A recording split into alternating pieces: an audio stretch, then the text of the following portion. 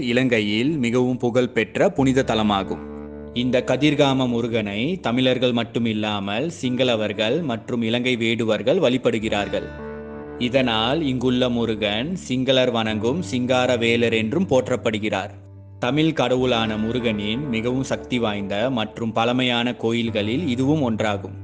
இந்த கதிர்காமம் முருகனின் அதிசயம் என்னவென்றால், இங்கு முருகனுக்கு சிலை மற்றும் வேல் எதுவும் இல்லாமல் வெறும் மூடப்பட்ட திரைக்கு மட்டும் பூஜைகள் நடத்தப்படுகின்றன.